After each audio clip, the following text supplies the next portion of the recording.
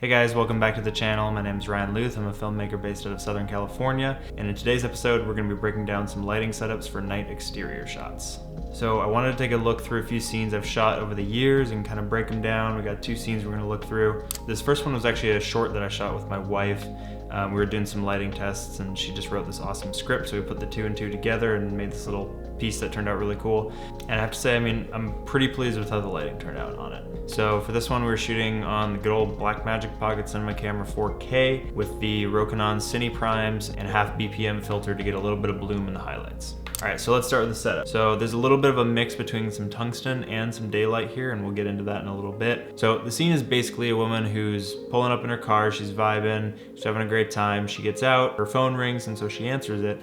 And on the other end is her friend who gives her some tragic news about something, and she doesn't know how to handle it, so she breaks down crying. Pretty moody scene, which works out well because it's a night scene, so it's easier to make it moody than it would be if you were filming in the daylight. So when I came into the location, looking at the scene, kind of looked around to see, okay, where would be the most natural spot where the light would be coming from to be hitting your face. That's where I'm gonna put my key. And in this particular situation, it was the open garage. That worked really well for the kind of placement that she was in. So for the key light, use a good old 650 watt RE Fresnel, kicked it into a 2x4 reflector board on the white side, and then just let that kind of wrap around her face a little bit. It was a little too bright at first and pretty sourcey. So I took a double and a half scrim, put them in the barn doors, closed the barn doors up a little bit, and then that kind of brought it to a better spot, brought it down a few stops. And then next we have this nice soft overhead source that we did. And originally I kind of was hoping to go for like a moonlight kind of feel, maybe wrap it around her back a little bit on her shoulders, which is kind of what we were doing. But as I was looking around, I realized that the garage behind her actually has a very similar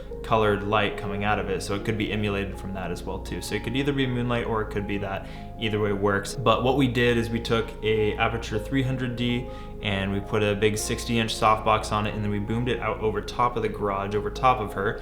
And the 300D, even though it's not the 600D or anything, they can still be pretty powerful. So I actually think I had it dialed all the way back to like 17% or something like that. But it was just enough to give this nice soft kind of glow at the top of her hair and then onto her shoulders a little bit, which worked really well. So this kind of technique that I used here is called L lighting, and I learned it from a DP I was working with a few months ago on a project.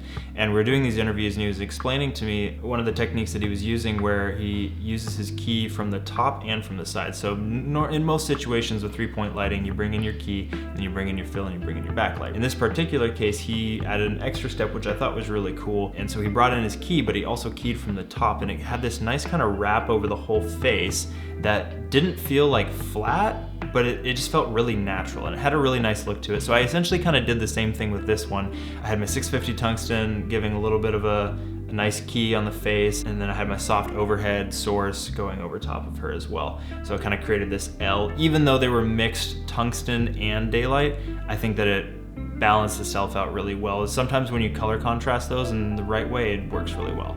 So far it's looking pretty nice already, but I was noticing, obviously because it's dark, she's blending into the background a little bit too much, and I didn't really want that, so I added a backlight. So I just took another 650 Fresnel, put it over off to the back, just kind of behind her, and then just kicked that straight onto the back. And at first it was like way too bright, it was like flaring like crazy, it didn't look good at all. So I just put a couple more scrims in there. I think I put another like 2 doubles or something to like bring it down a few stops, and then I took the barn doors and I made them like super slim, so just a little slit of light was kind of coming through, and it was just enough to have a little bit of a glow. You can kind of see it on her shoulders there a little bit.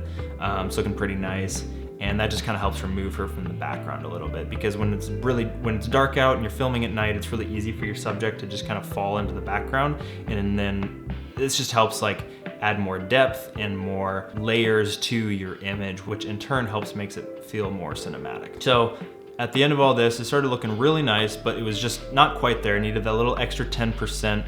And usually when it comes down to that, I start focusing on the background. What I did is I just took a little Aperture Lightstorm Mini 20D and put it up on top of the garage, and I just kicked it right down onto the back wall. Just let it kind of give a nice soft wash over that, dialed it into 5600 so it would kind of match the soft overhead that I had going on, and it just was enough to bring up the levels in the background a little bit and also add some texture because I shined it through these like fence things that was going over the top of the garage that just helped add some more texture to the background. And then we were set and we were ready to shoot. All right, so that was a fun one.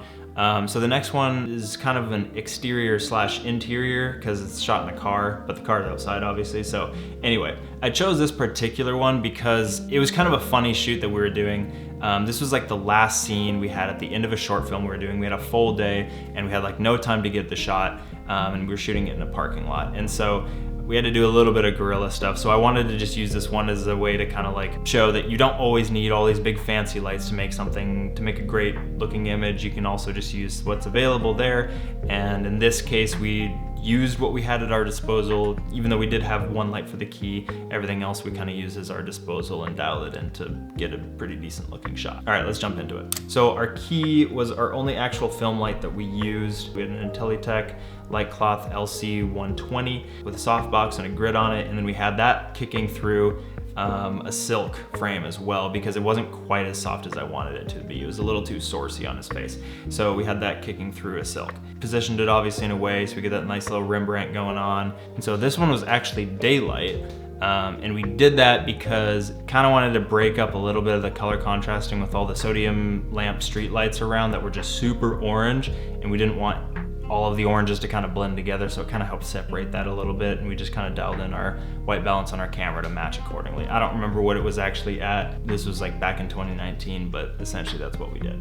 And then for the fill, we just had a 4x4 reflector board that we just brought in on the white side off to the side beside the car there, and that kind of reflected just off of the street lights were hitting it and gave a little bit of a glow onto the side of his face. Obviously this was a pretty moody scene because the guy in the film is going through a very difficult time. His mentor has just died and he's dealing with that loss and that grief and frustration of that. So we wanted it to feel moody, but obviously I didn't want it to be like too contrasty. For it was a coming of age story and we're not trying to light a horror film or anything here.